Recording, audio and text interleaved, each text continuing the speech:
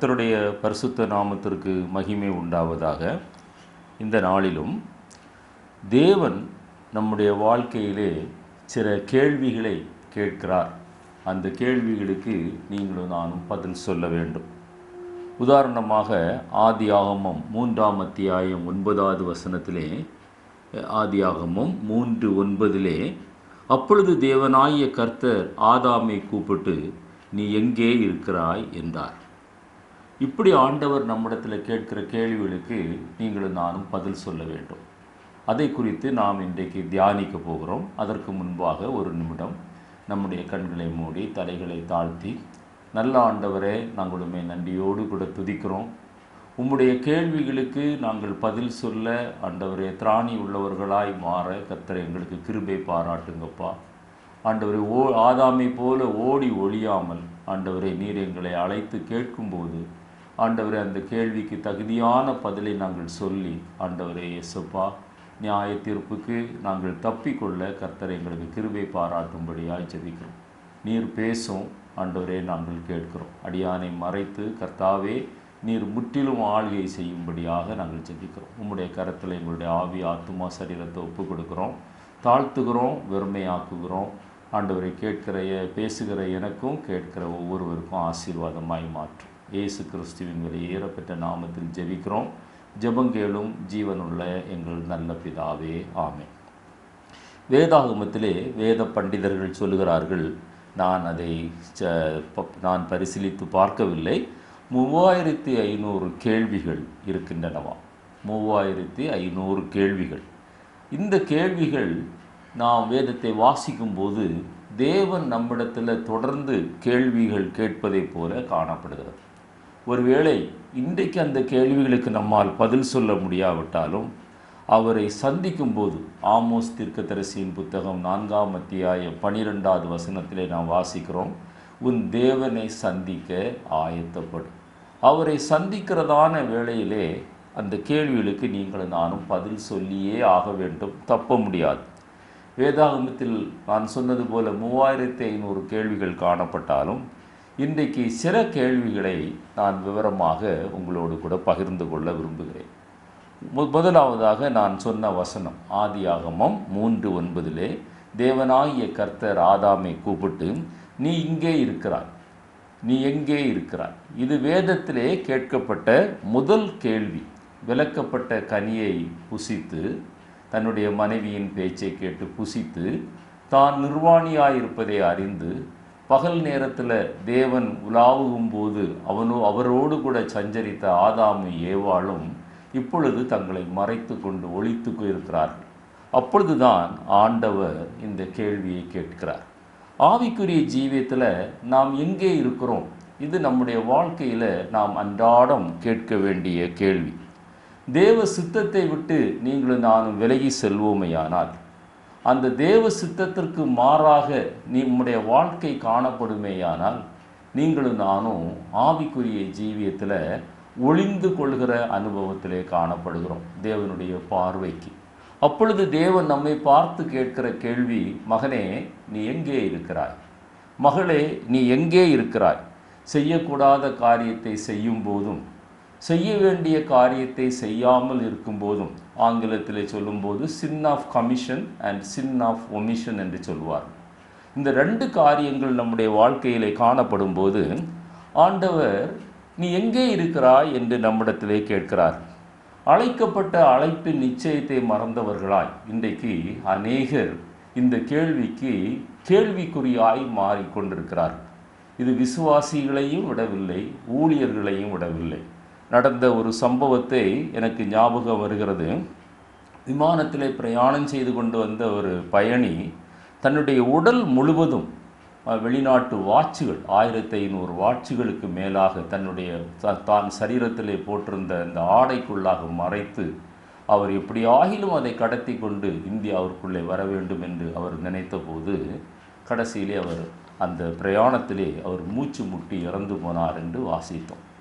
இதுபோலத்தான் ஆவிக்குரிய ஜீவியத்திலும் அழைத்த அழைப்பின் நிச்சயத்தை அறியாதவர்களாய், எது தேவனுக்கு பிரியமானது என்பதை தெரியாதவர்களாய், கர்த்தருக்கு முதலிடம் கொடுக்க தவறும்போது ஆண்டவர் நம்மை பார்த்து கேட்கிறார், நீ எங்கே இருக்கிறாய்? இது நாம் ஒவ்வொரு நாளும் நாமே ஆராய்ந்து பார்க்க வேண்டும். எரேமியா தீர்க்கதரிசியினுடைய புத்தகம் 17:10 நீங்கள் வாசித்து பார்ப்பீர்களேயானால், கர்த்தராகிய நானே ஒவ்வொருவனுக்கும் அவனவன் வழிகளுக்கும் செய்கைகளின் பலன்களுக்கும் தக்கதை கொடுக்கும்படிக்கு இருதயத்தை ஆராய்கிறவரும் உள்ளந்திரியங்களை சோதித்து அறிகிறவருமாயிருக்கிறேன். நம்முடைய ஆண்டவர் நம்முடைய வெளி தோற்றத்தை மாத்திரமல்ல, சரீரத்தினாலும் ஆவியினாலும் தேவனை மகிமைப்படுத்த வேண்டும் என்று வேதம் சொல்கிறது.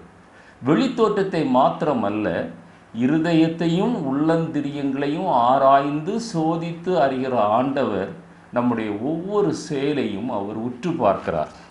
உலக ஆடம்பரங்கள், உலக பழக்க வழக்கங்கள் தேவையில்லை என்று பிரசங்கிக்கிற ஊழியர்கள் கூட இன்றைக்கு அவர்கள் சிகை அலங்காரம், பியூட்டி பார்லர் என்று அவர்கள் அலைவதையும், அல்லது அந்த நகங்களிலே உதடுகளிலே சாயங்களை பூசிக்கொண்டு அலைவதையும் பார்க்கும்போது ஆண்டவர் அதை அறிகிறார், அதை சோதித்து பார்க்கிறார். நம்முடைய உள்ளந்திரியங்கள் எதற்காக நாம் அதை செய்கிறோம்? உலக பார்வையிலே ஒரு நல்ல ஒரு வெளி தோற்றத்திலே கவர்ச்சிகரமாக இருக்க வேண்டும் என்று இன்றைக்கு அநேகர் நினைக்கிறார்கள். ஆனால் ஆண்டவர் அந்த அழகை விரும்புவதில்லை. ஆண்டவர் விரும்புவது மெய்யான உள்ளான அழகு. அது பரிசுத்தத்தை குறிக்கிறது, சாந்தத்தை குறிக்கிறது, அமைதலின் ஆவியை குறிக்கிறது.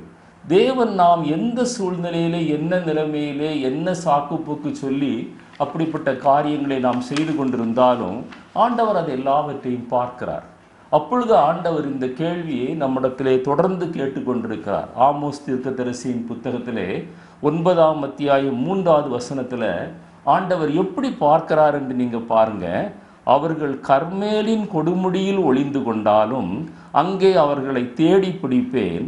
அவர்கள் சமுத்திரத்தின் ஆழத்தில் போய் என் கண்களுக்கு மறைந்து கொண்டாலும் அங்கே அவர்களை கடிக்க பாம்புகளுக்கு கட்டளையிடுவேன்.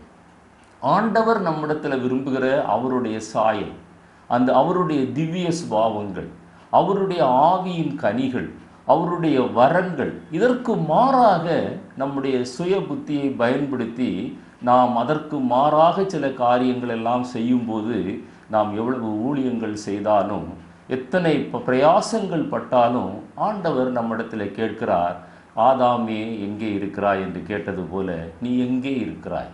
உன்னுடைய உள்ளான நிலைமை என்ன? செப்பனியா 1:12 வாசித்து பாருங்கள். ஆண்டவர் நம்முடைய உள்ளந்திரியங்களையும் இருதயத்தை எப்படி சோதித்தருகிறார்? நம்முடைய இருதயத்தின் வாஞ்சை எப்படி இருக்கிறது? கர்த்தரை திருப்திப்படுத்தவா அல்லது உலகத்தை திருப்திப்படுத்தவா? உலக மக்கள் நம்மளை எப்படி பார்க்கிறார்கள்? நம்ம ஒரு கவர்ச்சிகரமாக அல்லது ஒரு நல்ல தோற்றத்தோடு கூட காணப்பட வேண்டும், அதற்கு நம்முடைய காரியங்கள் எல்லாம் இப்படி செய்ய வேண்டும் என்று இருந்தால் ஆண்டவர் சொல்கிறார் பாருங்க, அக்காலத்திலே நான் எருசலேமை விளக்கு கொளுத்தி சோதித்து வண்டல் போல குழம்பி இருக்கிறவர்களும் கர்த்தர் நன்மை செய்வதும் இல்லை தீமை செய்வதும் இல்லை என்று தங்கள் இருதயத்தில் சொல்லுகிறவர்களுமான மனுஷரை தண்டிப்பேன் என்று சொல்கிறார். விளக்க கொளுத்தி ஆண்டவர் சோதித்து பார்ப்பாராம். நம்முடைய ஒவ்வொரு செயலையும் ஆண்டவர் சோதித்து பார்க்கிறார். அவ்விளக்கை கொளுத்தி அவருக்கு முன்பாக எல்லாம் வெளியரங்கமாயும் நிர்வாணமாயிருக்கிறது. சங்கீதம் 139:7 நீங்கள் வாசித்து பாருங்கள். அவருடைய ஆவிக்கு மறைவாக எங்கே போவேன்? உம்முடைய சமூகத்தை விட்டு எங்கே போவேன்?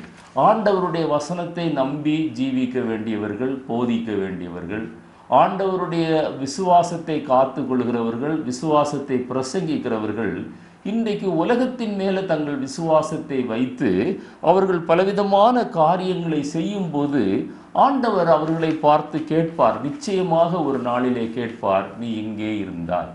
நீ எங்கே இருக்கிறாய்?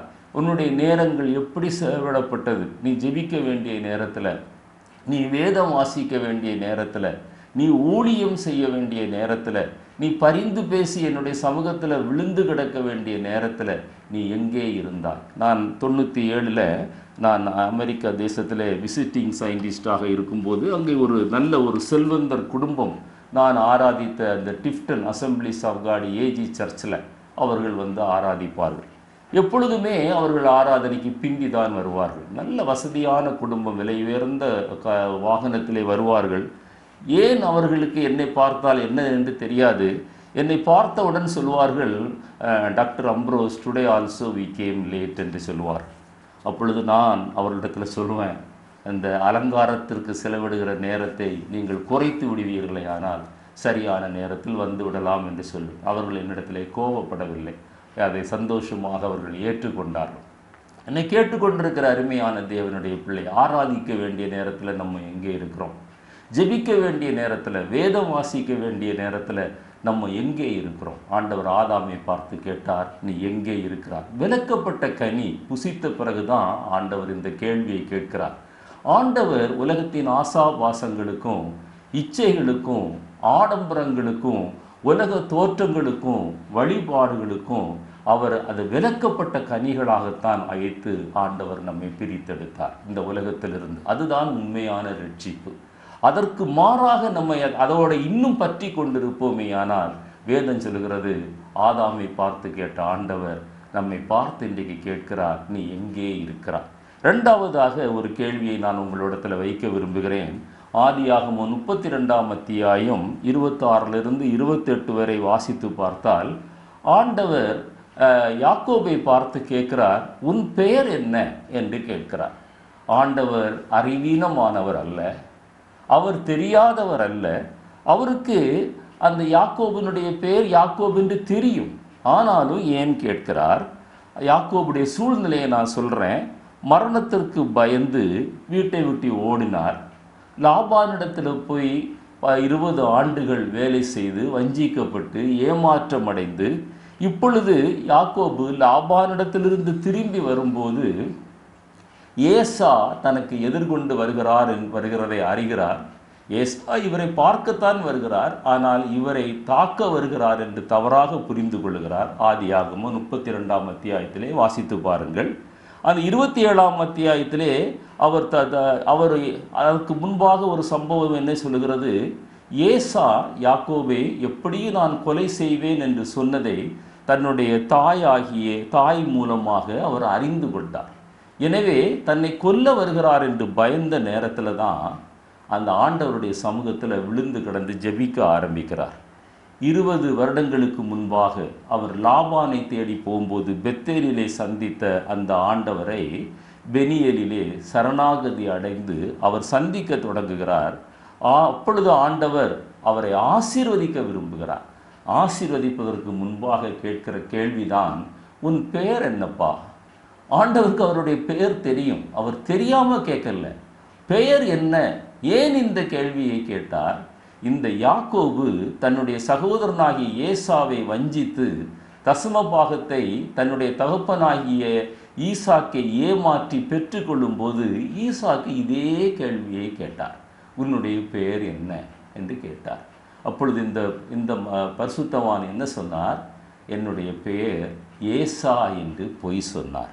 அடுத்ததாக கேட்டார், இவ்வளவு சீக்கிரம் உனக்கு எப்படியப்பா இதை வேட்டையாடி கொண்டு வர முடிந்தது என்று சொன்னபோது, இன்றைக்கு அநேகர் கிறிஸ்தவர்கள் சொல்வது போல, உம்முடைய தேவனாகிய கர்த்தர் இதை எனக்கு கிடைக்க செய்தார் என்று சொன்னார். நம்முடைய வாழ்க்கையில் ஆண்டவர் இன்றைக்கு கேட்கிறார், உன்னுடைய பெயர் என்ன? கிறிஸ்துவ பெயரை வைத்திருக்கிற நாம் அந்த பெயருடைய அர்த்தத்திற்கு உகந்தவர்களாக இந்த உலகத்திலே நாம் ஜீவித்து கொண்டிருக்கிறோமா? அல்லது பெயர்களை விட்டு விடுங்கள். கிறிஸ்தவன் அல்லது கிறிஸ்தவள் என்றால் என்ன அர்த்தம்? கிறிஸ்து பிளஸ் அவன் அல்லது கிறிஸ்து பிளஸ் அவள். கிறிஸ்துவை தரித்து கொண்ட அனுபவம், கிறிஸ்துவின் சாயலை வெளிப்படுத்துகிற அனுபவம், கிறிஸ்து நம்மில் இருப்பதை மற்றவர்கள் காணும்படியான ஒரு அனுபவம். அப்படிப்பட்ட அனுபவம் நம்முடைய வாழ்க்கையிலே காணப்படுகிறதா? நம்மளை காண்கிறவர்கள் கிறிஸ்துவை காண்கிறார்களா? நியூயார்க் நகரில் நடந்த ஒரு சம்பவம். பல ஆண்டுகளுக்கு முன்பாக நான் இதை வாசித்தேன்.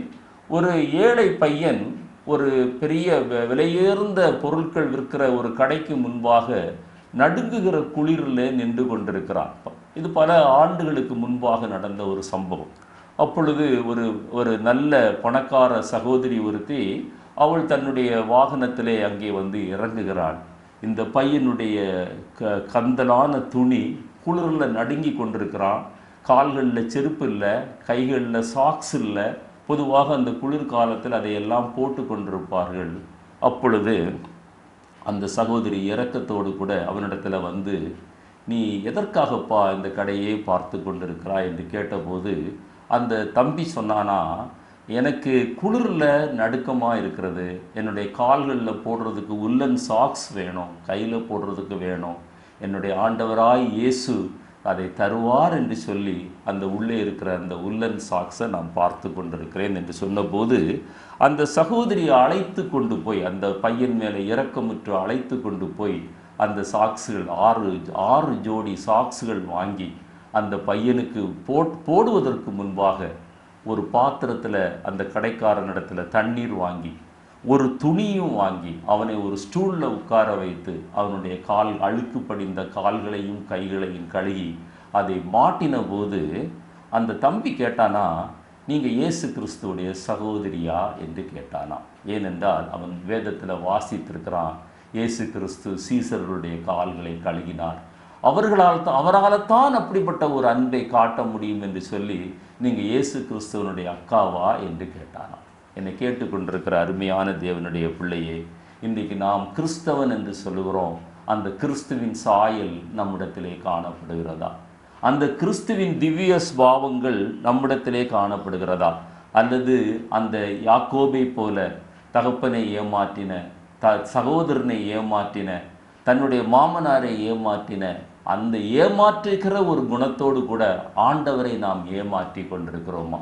வெளியேறப்பெற்ற கல்வாரி சிலுவையில் அவருடைய இரத்தத்தை சிந்தி, நான் உன்னை ரட்சித்தேனே, நான் உன்னை இம்மட்டுமாய் நடத்தி கொண்டு வந்தேனே, ஆசீர்வதித்தேனே, நீ என்னுடைய நாமத்தை மகிமைப்படுத்தாமல் தூஷித்து கொண்டிருக்கிறாயா? ஆண்டவர் இன்றைக்கு கேட்கிறார், உன்னுடைய பெயர் என்ன? உன்னுடைய பெயர் என்ன? பாருங்க, ஒரு சிறுமி ஆலயத்துக்கு செல்கிறாள், அவளுடைய வாழ்க்கையிலே பல பிரச்சனைகள் இருக்கிறது. அப்பொழுது அந்த சிறுமி அந்த போதகரிடத்தில் சொன்னாராம், ஜெப குறிப்புகள் உண்டா என்று போதகர் கேட்கிறார். இந்த சிறுமி பக்கத்திலே போய், என்னுடைய பெயரை சொல்லாமல் நீங்கள் எனக்காக ஜெபியுங்கள் என்று சொன்னாலாம். பேர் சொன்னால் மற்றவங்கள் அதை தப்பாக நினைப்பார்கள் என்று அவள் நினைத்திருக்கலாம். ஆனால் இந்த போதகர் ஜெபிக்க ஆரம்பித்த போது அவளுடைய உள்ளம் நொறுங்குண்டு அவள் தேவனுடைய பிரசன்னத்தை உணர்ந்து அவள் கதறி அழுது ஜெபித்து அவளே சொன்னாலாம், என்னுடைய பெயர் இதுதான் என்று சொல்லி அவளுடைய பெயரை சொல்லி தேவ சமூகத்திலே அவள் ஜெபித்தாளாம். பாருங்க, இதுதான் கிறிஸ்துவின் அன்பு நம்மை நெருக்கி ஏவுகிற அனுபவம். கிறிஸ்துவை நாம் தரித்து கொண்டிருக்கிற ஒரு கிறிஸ்தவனாய் வாழ்வோமே ஆனால் நம்மை பார்க்கிறவர்கள் கிறிஸ்துவை காண்பார்கள். நாம் ஒரு கிறிஸ்தவன் என்று சொல்ல வேண்டிய அவசியம் இல்லை. கிறிஸ்து நம்மிலிருந்து வெளிப்படுவதை மற்றவர்கள் காண வேண்டும். ஆண்டவர் இன்றைக்கு கேட்கிறார், உன்னுடைய பெயர் என்ன? நீ ஒரு கிறிஸ்தவன் ஆனால் என்னுடைய சாயல் எங்கே? நீ ஒரு கிறிஸ்தவன் ஆனால் என்னுடைய மாயமற்ற அன்பு எங்கே? சகிப்புத்தன்மை எங்கே? மன்னிக்கிற குணம் உன்னிடத்தில் எங்கே என்று ஆண்டவர் நம்மை பார்த்து கேட்கிற ஒரு நேரம். ஆபிரகாம் என்கிற ஒரு பரிசுத்தவானைத்தான் ஆண்டவர் அழைத்து ஆபிரகாமாய் மாற்றினார். ஏன் ஆண்டவர் அந்த பெயரை மாற்ற வேண்டும்? ஆபிரகாம் என்றால் சிறந்த தகப்பன் என்று அர்த்தம். ஆங்கிலத்திலே சுப்பீரியர் ஃபாதர் அல்லது சுப்ரீம் ஃபாதர் என்று சொல்லலாம்.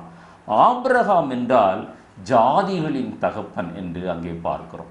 பாருங்க, ஜாதிகளின் தகப்பனாக மாறுவதற்கு ஆண்டவர் ஆபிரகாமை ஆபிரகாமாய் மாற்றினார். நீங்களும் நானும் ஒருவேளை ஞான ஸ்நானம் பெறும்போது ஆண்டவருடைய பிள்ளையாய் மாறுகிறோம் என்பதற்கு வெளி அடையாளமாக, சபைக்கு ஒரு அடையாளமாக நம்முடைய பெயர் மாற்றப்பட்டிருக்கலாம். ஆனால் நம்முடைய குணாதிசயம் மாறவில்லை என்றால் அதிலே பிரயோஜனம் இல்லை. சாராவை பாருங்கள். சாரா என்றால் மை குயின் என்று அர்த்தம், என் ராணி என்று அர்த்தம்.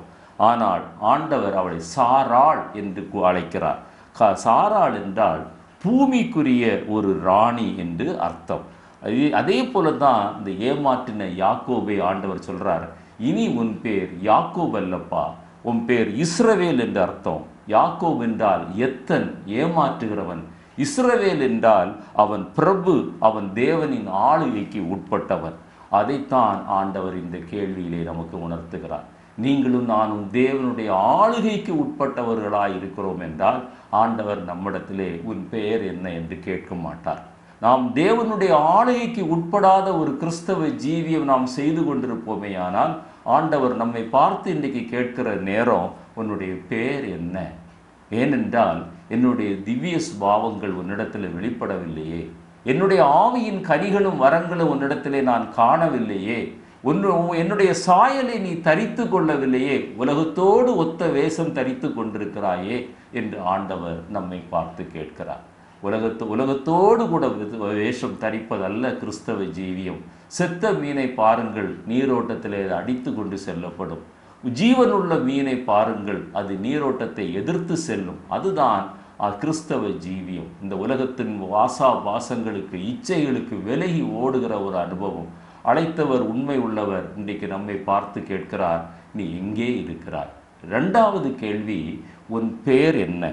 மூன்றாவதாக லூக்கா 8ஆம் அத்தியாயம் 24-25 வசனத்திலே வாசிக்கும் போது, சீசர்களோடு கூட ஆண்டவர் படகிலே பிரயாணம் செய்கிறார். அங்கே பெரும் கொந்தளிப்பு ஏற்படுகிறது. நாங்கள் மடிந்து போகிறோம், உமக்கு கவலை இல்லையா என்று சீசர்கள் அவரிடத்திலே கேட்கும்போது அவர் சொல்கிறார், மூன்றாவது கேள்வி, உங்களுடைய விசுவாசம் எங்கே? நீங்களும் நானும் விசுவாசத்தை குறித்து பேசுவோம், பிரசங்கிப்போம், அல்லது பல தடவை அப்படிப்பட்ட பிரசங்கங்களை கேட்கிறோம். ஆனால் விசுவாசம் இல்லாதவர்களாய் வாழ்ந்து கொண்டிருக்கிறோம்.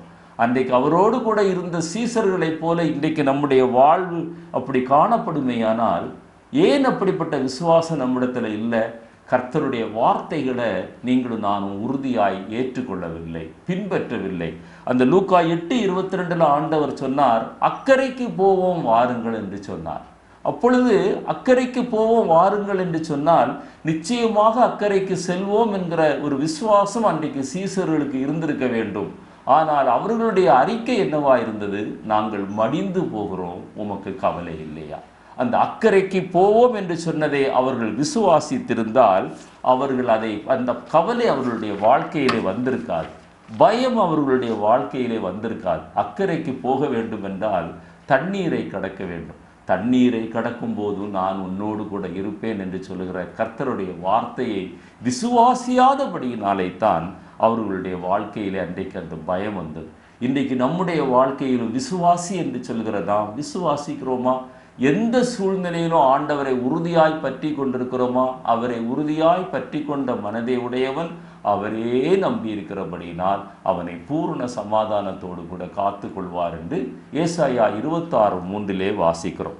ஜார்ஜ் டபிள்யூ போஷ் என்கிற என்ஜினியர் டெக்சாஸ் மாநிலத்தில் கேவல்ஸ்டன் என்கிற ஒரு இடத்தை பாதுகாக்க கடற்கரையை ஒட்டி ஒரு மதிலை கட்டினார். அப்பொழுது அந்த மதில் இடிந்து போனதாக அவரிடத்திலே யாரோ சொல்லுகிறார்கள். அப்பொழுது அவர் சொன்ன விசுவாச வார்த்தை என்ன தெரியுமா? நிச்சயமாக இருக்காது, நான் அந்த மதிலை நிற்பதற்காகத்தான் கட்டினேன், இடிந்து போவதற்காக கட்டவில்லை. இது போன்ற ஒரு கிறிஸ்தவ அனுபவம், ஒரு அறிக்கை நம்முடைய வாழ்க்கையிலே வர வேண்டும். என்னை அழைத்தவர் உண்மை உள்ளவர், அவர் மரண பரியந்தம் என்னை காப்பார். எத்தனை நெருக்கங்கள் போராட்டங்கள் என்னுடைய வாழ்க்கையிலே வந்தாலும் அவர் தொடர்ந்து என்னை காப்பார் என்கிற ஒரு விசுவாசம் நம்முடைய வாழ்க்கையிலே காணப்பட வேண்டும். பாருங்கள், மத்தேயு 16:8 நீங்கள் வாசித்து பார்ப்பீங்கன்னா ஆண்டவர் சொல்றாரு, அற்ப விசுவாசிகளே, அப்பங்களை கொண்டு வருவதை குறித்து நீங்கள் உங்களுக்குள்ளே யோசனை பண்ணுகிறது என்ன? அவரோடு கூட இருந்த சீசர்கள் தான் ஆண்டவர் அப்பங்களை வைத்து அற்புதங்களை செய்ததை பார்த்தவர்கள் தான் 5 அப்பங்களையும் 2 மீன்களையும் வைத்து 25,000 பேரை போஷித்து மீதியான துணிக்கைகளை 12 கூடைகளிலே சுமந்த அப்போஸ்தலர்கள் தான், அவரோடு கூட இருந்தவர்கள் தான். ஆனால் அவர்கள் அந்த நேரத்தில் அப்பம் கொண்டு வராததை குறித்து இவர் பேசுகிறாரோ என்று கேட்கிறார்கள். எந்த இடத்துல? இயேசு பரிசேயர் சதிசேயர் என்பவர்களுடைய புளித்த மாவை குறித்து எச்சரிக்கையாயிருங்கள் என்று பிரசங்கிக்கிறார். பரிசேயர் சதிசேயர் என்கிறவருடைய புளித்த மாவு, தவறான உபதேசத்தை குறித்து எச்சரிக்கையாயிருங்கள் என்று பிரசங்கிக்கிறார். ஆனால் அந்த சத்தியத்தை அவர்களால் விளங்கி கொள்ள முடியவில்லை. அவர்கள் தங்களுக்குள்ளாக என்ன பேசிக்கொள்கிறார்கள்? இவர் நம்ம அப்பத்தை கொண்டு வராததை குறித்து இவர் பேசிக்கொண்டிருக்கிறார் என்று அவர்கள் நினைத்துதான் அவர்கள் கலங்குகிற நேரத்தில் ஆண்டவர் சொல்றாரு, அற்ப விசுவாசிகளை, அற்ப விசுவாசி. நம்முடைய வாழ்க்கையில் விசுவாச அறிக்கை இருக்கிறது, விசுவாசத்தை பற்றி பிரசங்கிக்கிற ஒரு குணம் இருக்கிறது, விசுவாசத்தை பற்றி மணிக்கணக்காய் பேசுகிற ஒரு அனுபவம் இருக்கிறது. விசுவாசத்தை அப்பியாசப்படுத்துகிற குணம் இல்லாவிட்டால் ஆண்டவர் அன்றைக்கு சீசர்களை பார்த்து கேட்டது போல, உங்கள் விசுவாசம் எங்கே? உங்கள் விசுவாசம் எங்கே என்று ஆண்டவர் கேட்கிறார். பாருங்க, பேதுரு தண்ணீரில் நடக்கிறார். ஆண்டவர் சமுத்திரத்தின் மேலே நடந்து வருகிறதை பார்க்கிறார். பேதுரு எப்பொழுதுமே மிகுந்த உற்சாகம் உள்ளவர். உடனே ஆண்டவரே, நானும் உம்மோடு கூட நடக்கிறேன் என்று சொல்கிறார். ஆண்டவர் வா என்று சொல்கிறார். மத்தேயு எழுதின சுவிசேஷம் 14ஆம் அத்தியாயம் 30-31 வசனங்களை வாசித்து பாருங்கள். ஆனால் பாதி தூரம் நடந்து வரும்போது கடலை பார்க்கிறார், அலையை பார்க்கிறார். அவர் அமிழ்ந்து போக ஆரம்பிக்கிறார். ஆண்டவரே, நான் அமிழ்ந்து போகிறேன் என்று கத்துகிறார். பாருங்க, உலகத்தை பாராதிருங்கள், உங்களுடைய சூழ்நிலையை பாராதிருங்கள், கொந்தளிக்கிற அலைகளைப் போல தொடர்ந்து வருகிற உபத்திரவங்களை பாராதிருங்கள். அவை எல்லாவற்றை காட்டிலும் நமக்குள் இருக்கிறவர் பெரியவர். உலகத்தில் இருப்பவனை காட்டிலும் உங்களுக்குள் இருக்கிறவர் பெரியவர் என்று ஆண்டவர் சொல்கிறார். பிசாசு பிடித்தவனை அந்த கொண்டு வருகிறார்கள், சீசர்களால் குணமாக்க முடியவில்லை. இன்னொரு இடத்துல சந்திரரோகியை கொண்டு வருகிறார்கள், அவர்களால் குணமாக்க முடியவில்லை. அப்பொழுது ஆண்டவர் கேட்கிறார், விசுவாசம் இல்லாத சந்ததியே என்று கேட்கவில்லை. நன்றாக விளங்கி கொள்ள வேண்டும். அந்த இடத்தை நீங்கள் அடையாளப்படுத்தி பார்க்க வேண்டும். விசுவாசம் இல்லாத மாறுபாடு உள்ள சந்ததியே, நான் எதுவரைக்கும் உங்களோடு இருப்பேன், எதுவரைக்கும் நான் உங்களிடத்தில் பொறுமையாயிருப்பேன். லூக்கா எழுதின சுவிசேஷம் 24-25 வாசித்து பாருங்கள். என்னை கேட்டுக்கொண்டிருக்கிற தேவனுடைய பிள்ளையே, விசுவாசத்தை நம்முடைய வாழ்க்கையில் அபியாசப்படுத்த வேண்டும். நீ எங்கே இருக்கிறாய்? இரண்டாவது கேள்வி, உன்னுடைய பெயர் என்ன? மூன்றாவது கேள்வி, உங்கள் விசுவாசம் எங்கே? உங்கள் விசுவாசம் எங்கே? நான்காவது கேள்வி, லூக்கா எழுதின சுவிசேஷம் மத்தேயு 17-18 வாசிக்கும்போது 2 காரியங்களை கர்த்தர் மனதில் வைத்து கேட்கிறார். ஒரு கேள்வி கேட்கிறார், மற்ற 9 பேர் எங்கே? மற்ற 9 பேர் எங்கே? இது என்னுடைய வாழ்க்கையிலும் கூட நான் பல தடவை இந்த கேள்வியை என்னுடைய இருதயத்தில் நான் தியானித்தது உண்டு. ஏனென்றால் நன்றி மறந்து போகிறவர்களை நினைக்கும் போது என்னுடைய இருதயத்தில் வருகிற முதல் எண்ணம், ஆண்டவருக்கே நன்றி மறந்து போனவங்க 90%, 10% தான் அன்னைக்கு. அதுவும் ஒரு அந்நியன், சமாரியன் ஒருவன் தான் ஆண்டவருக்கு நன்றி சொல்ல வந்தான். 10 குஷ்டரோகிகளை ஆண்டவர் குணமாக்குகிறார். லூக்கா 17ஆம் அத்தியாயம் 17-18 வாசித்து பாருங்கள். அதில் சமாரியன் ஒருத்தன், அந்நியன் ஒருத்தன் தான் வந்து ஆண்டவருக்கு நன்றி சொல்கிறான். நான் குஷ்டரோகத்திலிருந்து நான் விடுதலை பெற்றேன், நான் சுகமானேன் என்று சொல்லுகிறான். அப்பொழுது ஆண்டவர் சொல்கிறார், இந்த அந்நியனை தவிர மற்ற ஒருவரும் தேவனை மகிமைப்படுத்த விரும்பவில்லையா? மற்ற 9 பேர் எங்கே? என்னை கேட்டுக்கொண்டிருக்கிற அருமையான தேவனுடைய பிள்ளையே, அந்த ஒரு மனிதன் என்கிற அந்த கேட்டகரியில் நம்ம இருக்கிறோமா, அல்லது அந்த 9 பேர் கேட்டகரியில் நம்ம இருக்கிறோமா? கர்த்தர் நம்முடைய வாழ்க்கையில் எத்தனையோ நன்மைகளை செய்தார். ஒரு நன்மையும் உங்களுடைய வாழ்க்கையில் சரீர பிரகாரமாய் செய்யாவிட்டாலும் உளையான சேற்றிலிருந்து உங்களை தூக்கி எடுத்து இன்றைக்கு அப்பா பிதாவே என்று கூப்பிடும்படியான புத்திர சுவிகாரத்தை தந்து கண்மலையின் மேல் உங்களை நிறுத்தி புது பாட்டை உங்கள் நாவில் பாடச் சொன்னாரே, அதற்கு நீங்கள் ஆண்டவரை ஸ்தோத்திரிக்க வேண்டும். அதற்கு ஆண்டவருக்கு நன்றி செலுத்த வேண்டும். மற்ற 9 பேர் எங்கே? அந்த 9 பேரில் நீங்கள் ஒருவரா? நான் ஒருவரா இருக்க விரும்பவில்லை. ஆண்டவர் செய்த நன்மைகளுக்கு நீங்களும் நானும் நன்றி சொல்ல வேண்டும். ஒரு மிஷனரி ஸ்தாபனத்தின் மூலமாக பீகாரில் ஒரு பையன், மிக ஏழ்மையான ஒரு பையனை அவங்க எடுத்து படிக்க வைத்து அது நல்ல பட்டங்களை பெற்று அவன் வெளிநாடு செல்லுகிற அளவிற்கு ஆண்டவர் அவனை உயர்த்தினார். வெளிநாடு சென்று திரும்பி வந்தபோது அந்த தம்பி சொன்னானா, நான் கிறிஸ்தவத்தின் மூலமாக படிப்பை பெற்றுக்கொண்டேன், பட்டங்களை பெற்றுக்கொண்டேன், வேலையும் பெற்றுக்கொண்டேன். நான் இப்பொழுது பழையபடி நான் இந்துவாகவே வாழ விரும்புகிறேன் என்று சொன்னார். இதுபோல நன்றியற்றவர்களாய் நம்முடைய வாழ்க்கை காணப்படுகிறதா? இதுபோல ஒரு சகோதரனை எனக்கு தெரியும். அவர் கிறிஸ்தவத்தின் மூலமாக படிக்க வைத்தார்கள், பட்டங்கள் பெற்றார், கிறிஸ்தவ கல்லூரியிலே வேலை பெற்றார். எல்லாம் ஸ்டெபிளைஸ் ஆன பிறகு பழையபடி தன்னுடைய பழைய இந்து வாழ்க்கைக்கு கடந்து போனார். ஆனால் ஆண்டவர் இன்றைக்கு கேட்கிறார், மற்ற 9 பேர் எங்கே? மற்ற 9 பேர் எங்கே? சில சாட்சிகளை நான் உங்களை உற்சாகப்படுத்தும்படியாக சொல்கிறேன். மேத்யூ ஹென்றி என்கிறதான ஒரு வேதாகம வல்லுனர் ஒரு நாள் அவர் பிரயாணப்பட்டு போகும்போது அவர் தன்னுடைய மணி பர்சலில் இழந்து விட்டார். அவருடைய வேலட் என்று சொல்வார்கள் அங்கே மேலை நாடுகளிலே. தன்னுடைய மணி பர்ஸில் இருந்த பணத்தை அவர் இழந்து விட்டார். அவர் வீட்டிற்கு வந்த பிறகு அவருடைய டைரியில் எழுதினதை பிற்காலத்திலே பார்க்கிறார்கள். என்ன எழுதியிருக்கிறார்? அவர் எப்படி நன்றி சொல்கிறார் பாருங்க. இதற்கு முன்பு என்னிடத்தில் எந்த திருட்டும் போகவில்லை, இதற்கு முன்பு என்னுடைய பொருட்கள் திருட்டாய் போகவில்லை, அதற்காக நான் நன்றி செலுத்துகிறேன். மணிப்பர்ஸை இழந்துட்டு அவர் எழுதுகிற அந்த தாரம். ரெண்டாவது, என்னுடைய மணிப்பர்ஸும் பணமும் தான் போனது, என்னுடைய ஜீவனை ஆண்டவரே நீர் தப்ப வைத்தீர், அதற்காக நன்றி. மூன்றாவது, கையில் உள்ள பணம் தான் ஆண்டவரை போச்சு, நான் கையில் எடுத்துகிட்டு போன பணம் தான் ஆண்டவரை திருட்டு போச்சு, ஆனால் வீட்டில் போய் எனக்கு தேவையான பணத்தை நான் வைத்திருக்கிறேன், அதற்காக உமக்கு நன்றி. நான்காவது அவர் சொல்கிறார், திருடப்பட்டவன் என்னுடைய பொருள் திருடப்பட்டது, என்னுடைய மணிப்பர்ஸ் திருடப்பட்டது, ஆனால் நான் திருடவில்லை, அதற்காக நன்றி. என்னுடைய வாழ்க்கையில் நான் அடிக்கடி சொல்வதுண்டு, பலர் ஏமாற்றும் போது, பலர் நான் நயமாக பேசி ஏமாற்றும் போது நான் அடிக்கடி என்னுடைய வீட்டில் மனைவியிடத்தில் கூட சொல்வதுண்டு, ஒரு சந்தோஷம், நாம் எத்தனை தடவை ஏமாந்தாலும் ஒரு தடவை கூட மற்றவர்களை ஏமாற்றாது வாழ்கிற வாழ்க்கை இருக்கிறதே, அதற்காய் கர்த்தருக்கு நன்றி செலுத்துவோம். ஆண்டவர் செய்த உபகாரங்களுக்காய் நான் எண்ணத்தை செலுத்துவேன். ரட்சிப்பின் பாத்திரத்தை எடுத்துக்கொண்டு அவருடைய நாமத்தை தொழுது கொள்வேன். அதான் சங்கீதக்காரன் சொல்கிறான் 104 அவர் வாசல்களில் துதியோடும் அவர் பிரகாரங்களில் புகழ்ச்சியோடும் பிரவேசித்து அவரை துதித்து அவருடைய நாமத்தை ஸ்தோத்தரியுங்கள். ஆண்டவரை ஆராதித்து ஆண்டவரை ஸ்தோத்தரியுங்கள். சங்கீதம் 107:22 ஸ்தோத்திர பலிகளை செலுத்தி அவருடைய கிரியைகளை ஆனந்த சத்தத்தோடு விவரியுங்கள். 1 தெசலோனிக்கேயர் 5:28 நம்முடைய கர்த்தராகிய இயேசு கிறிஸ்துவனுடைய கிருபை உங்களோடு கூட இருப்பதாக. அந்த கிருபை நம்மை தாங்குகிறதே, நிர்மூலமாகாமல் நம்மை தாங்குகிறதே. நாம் நிர்மூலமாகாமல் இருப்பது தேவனுடைய கிருபையை நம்மை தாங்குகிறதே ஒவ்வொரு நாளும். அதற்காக நாம் கர்த்தரை நாம் ஸ்தோத்தரிக்க வேண்டும். நம்முடைய வாழ்க்கையில் எதை நடந்தாலும் அதை ஆண்டவர் நன்மையாக செய்கிறார் என்று நினைத்து ஆண்டவரை துதிக்க வேண்டும். 1 பேதுரு 3:15 வாசிக்கிறேன். கர்த்தராகிய தேவனை உங்கள் இருதயத்தில் பரிசுத்தம் பண்ணுங்கள், உங்களில் இருக்கிற நம்பிக்கையை குறித்து உங்களிடத்தில் விசாரித்து கேட்கிற யாவருக்கும் சாந்தத்தோடும் வணக்கத்தோடும் உத்தரவு சொல்ல எப்பொழுதும் ஆயத்தமாகுங்கள்.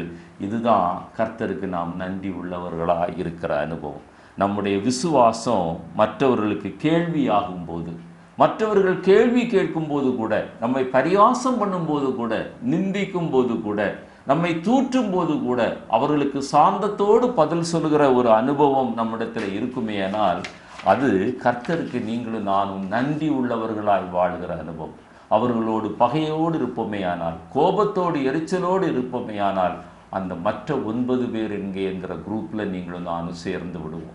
எது நடந்தாலும் சாந்தத்தோடு வணக்கத்தோடு மற்றவர்களுக்கு ஆண்டவரை பற்றி கூறுகிற ஒரு நன்றி உள்ள இருதயம், சமயம் வாய்த்தாலும் வாய்க்காவிட்டாலும் திருவசனத்தை ஜாக்கிரதையாய் பிரசங்கம் பண்ணுகிற ஒரு அனுபவம், அதுதான் நம்முடைய வாழ்க்கையில் கர்த்தர் நமக்கு செய்த எல்லா உபகாரங்களுக்காக நான் எண்ணத்தை செலுத்துவேன்.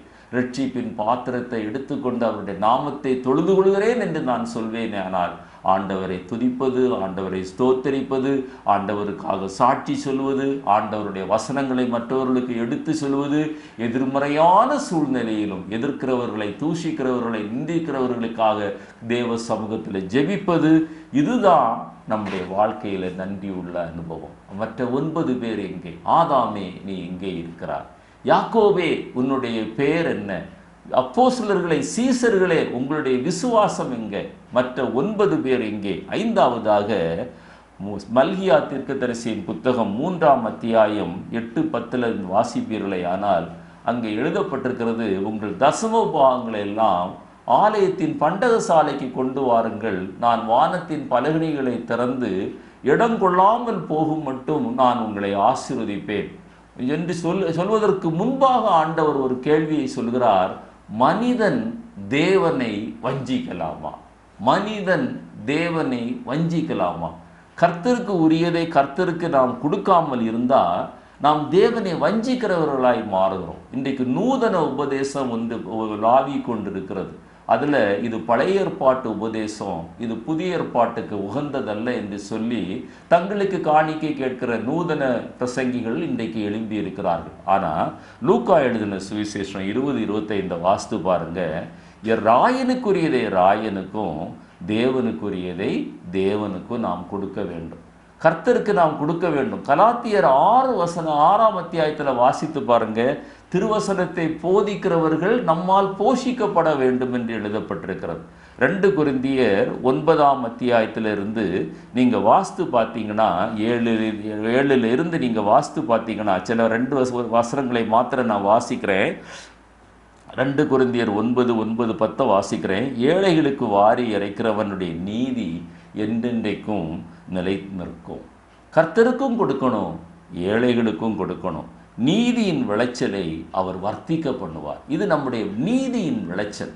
சரீரப்பிரகாரமான விளைச்சல் நமக்கு இருக்கலாம், ஆனால் நம்முடைய நீதியின் விளைச்சல், பரலோகத்தில் நம்முடைய கணக்கு பெருக வேண்டும் என்றால், பரலோக வங்கியிலே நம்முடைய இன்வெஸ்ட்மெண்ட் பெருக வேண்டும் என்றால், கர்த்தருக்கு கொடுப்பதை நாம் உண்மையாய் கொடுக்க வேண்டும். ஆராதிக்கிற இடத்துல நாம் கொடுக்க வேண்டும்.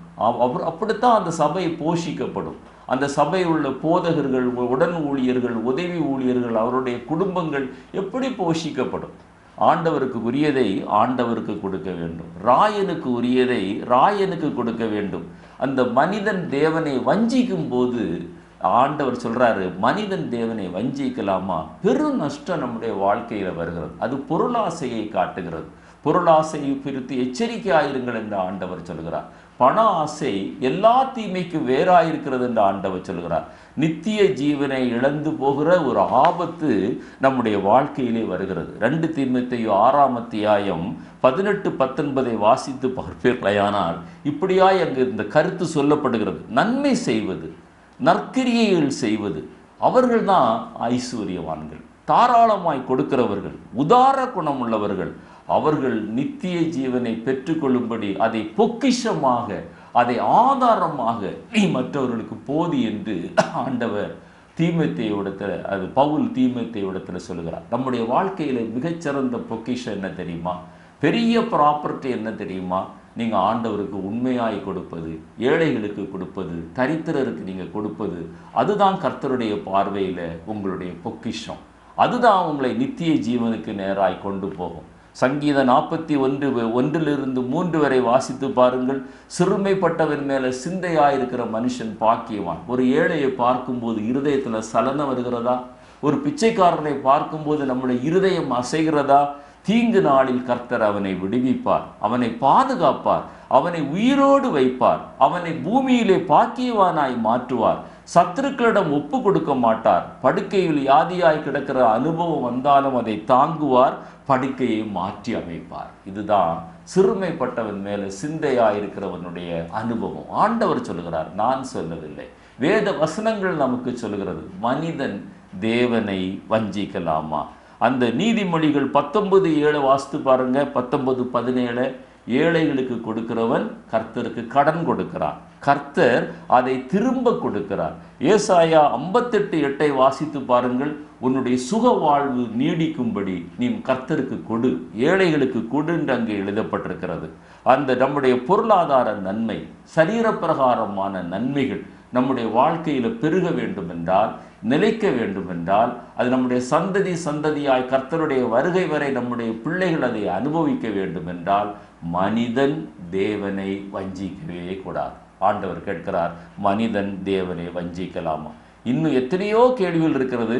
உங்களுடைய தியானத்திற்காக சில கேள்விகளை நான் உங்களுக்கு வைத்துவிட்டு இதை நான் முடிக்க விரும்புகிறேன். மல்கியா 1:6 ஆண்டவர் கேட்கிறார், நான் தேவனானால் என் கனம் எங்கே? கர்த்தருக்குரிய கனத்தை எப்படி செலுத்துவது?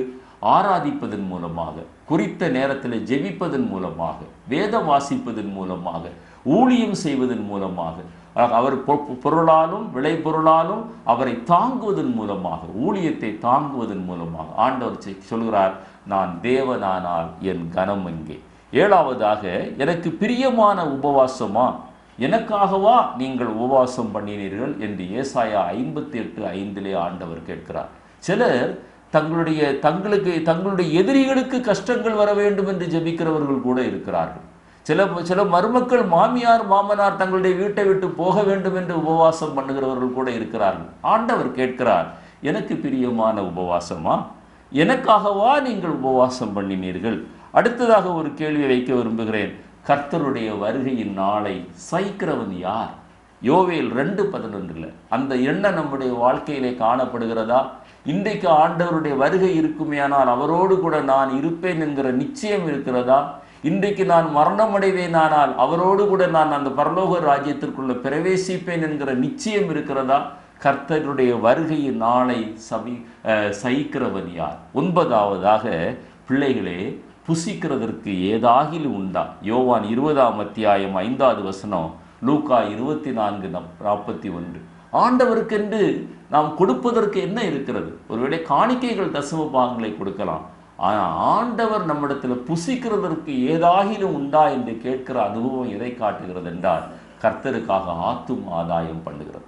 ஒரு சிலரையாவது, ஆண்டவரே, நான் அக்கினி நின்று தப்புவிப்பேன், என்னை நீர் தப்புவித்தீர், அந்த மரண ஆக்கினைக்கு, நித்திய நரக ஆக்கினைக்கு என்னை நீர் தப்புவித்தது போல நானும் ஒரு சிலரையாவது தப்புவித்து உம்மிடத்திலே கொண்டு வருவேன். புசிக்கிறதற்கு ஏதாகிலும் உண்டா? நான் வருமளவும் இவனுக்கு இருக்க சித்தமானால் உனக்கு என்ன என்று ஆண்டவர் யோவானை குறித்து கேட்டபோது அவர் பேதுருவிடத்திலே சொல்லுகிறார். ஆண்டவருடைய சித்தம் அறிந்து நாம் வாழ்கிறவர்களாய் காணப்படுகிறோமா? தேவ சித்தத்திற்கு நம்மை தாழ்த்துகிறோமா? அல்லது நம்முடைய சுய சித்தம், நம்முடைய சுய பிரஸ்தாபம், நம்முடைய சுய மேன்மை, இவைகளையே நம்முடைய வாழ்க்கையில நோக்கமாய் வைத்து கர்த்தருக்கு ஊழியம் செய்கிறோமா? நீ என்னை நேசிக்கிறாயா? 11வதாக பேதுருவை பார்த்து ஆண்டவர் கேட்கிறார், நீ எல்லாரை காட்டிலும் என்னிடத்தில் நீ அன்பாய் இருக்கிறாயா? ஆண்டவரை நம்ம எவ்வளவு நேசிக்கிறோம். அடுத்தது சொல்றாரு, நீ என்னை நேசிப்பாயானால் என்னுடைய ஆடுகளையும் என்னுடைய ஆட்டுக்குட்டிகளையும் மேய்ப்பாயா. கர்த்தருக்கு ஊழியம் செய்வதில் ஆண்டவர் அவ்வளவு நம்மிடத்தில் எதிர்பார்க்கிறார். ஒரு சிலருக்காவது நம்ம சுவிசேஷம் சொல்லுவோம். அடுத்ததாக, ஆண்டவருடைய வசனத்தை வாசிக்கும் போது நம்முடைய வாழ்க்கையில் ஒரு மாற்றம் வர வேண்டும் என்பதற்காக ஒரு கேள்வி வேதத்தில் எழுதப்பட்டிருக்கிறது. 24:32 மந்த இருதயம் உள்ளவர்களாய் இருந்தாலும் அந்த எம்மாவூர் சீசர்கள் தேவனுடைய வார்த்தைகளை அவர் சம்பாஷித்ததை கேட்டபோது பிறகு அவர்கள் சாட்சி சொல்கிறார்கள், அவர் நம்மிடத்திலே பேசும்போது நம்முடைய இருதயம் கொழுந்து விட்டு எரியவில்லையா? இன்றைக்கு எத்தனையோ வசனங்களை கேட்கிறோம், எத்தனையோ பிரசங்கங்களை கேட்கிறோம், நம்முடைய வாழ்க்கையில் ஒரு மாற்றம் இருக்கிறதா? இருதயம் கொழுந்து விட்டு எரிகிறதா? கடைசியாக ஒரு கேள்வியை சொல்லி முடிக்க விரும்புகிறேன். ஏசாயா 6:8 ஆண்டவர் சொல்கிறாரு, நான் அதை குறித்து கூட ஒரு செய்தி சமீபத்தில் கொடுத்திருக்கிறேன். எனது காரியமாய் நான் யாரை அனுப்புவேன்? எனது காரியமாய் யார் புறப்பட்டு போவார்? இன்றைக்கு உங்களுடைய கண்களை ஏறெடுத்து பாருங்கள். வயல் நிலங்கள், விளை நிலங்கள் அறுவடைக்கு தயாராக இருக்கிறது. அறுப்புக்கு வேலையாட்களை வேண்டிக் கொள்ளும்படி அனுப்பும்படி எஜமானை வேண்டிக் கொள்ளுங்க என்று ஆண்டவர் சொல்கிறார். ஏன் அந்த அறுக்கிற ஆளாக நீங்க இருக்கக்கூடாது, நான் இருக்கக்கூடாது? ஆண்டவர் கேட்கிறார், என்னுடைய காரியமாக யாரை நான் அனுப்புவேன்? இப்படி எத்தனையோ கேள்விகள். ஆரம்பத்தில் நான் சொன்னது போல 3500 கேள்விகள் வேத புத்தகத்தில் இருக்கிறதா. ஆண்டவர் கேட்கிறார், இன்றைக்கு நீ எங்கே இருக்கிறாய்? உன் பெயர் என்ன? உன் விசுவாசம் எங்கே போனது? மற்ற 9 பேர் எங்கே? நீ என்ன வஞ்சிக்கலாமா? இந்த 5 கேள்விகளை உங்களுடைய இருதயத்தின் ஆழத்தில் வைத்துக் கொள்ளுங்கள். இந்த 5 கேள்விகளுக்கும் உங்களால் இன்றைக்கு பதில் சொல்ல முடியுமா? இன்றைக்கு சொல்லாவிட்டாலும் அவரை சந்திக்கும் போது ஆமோஸில் வாசித்தோமே, ஆமோஸ் 4:12 உன் தேவனை சந்திக்கும்படி ஆயத்தப்படு. அன்றைக்கு நீங்களும் நானும் பதில் சொல்லியே ஆக வேண்டும். அதற்கு ஏற்ற ஒரு ஜீவியத்தை ஆண்டவர் இந்த நாளில் உங்களுக்கும் எனக்கும் தருவாராக. தேவன் தாமே இந்த வார்த்தைகளை ஆசீர்வதிப்பாராக. இது உங்களுக்கு பிரயோஜனமாக இருந்தால் மற்றவர்களுக்கு அறிமுகப்படுத்துங்கள். உங்களுக்காக நாங்கள் ஜெபிக்கிறோம், நீங்களும் எங்களுக்காக ஜெபியுங்கள். கர்த்தர் தாமே அவருடைய வருகையின் நாளை சகிப்பவன் யார் என்று சொன்னவர் அவருடைய வருகையின் நாளிலே ஆனந்தத்தோடு அவரை எதிர்கொண்டு அந்த மத்திய ஆகாயத்திலே அவரோடு கூட இணைந்து கொள்கிற கிருபையை நம் அனைவருக்கும் தருவாராக. ஆண்டவராய் இயேசு கிறிஸ்துவின் நாமத்தில் உங்களை வாழ்த்தி முடிக்கிறேன். ஆமென்.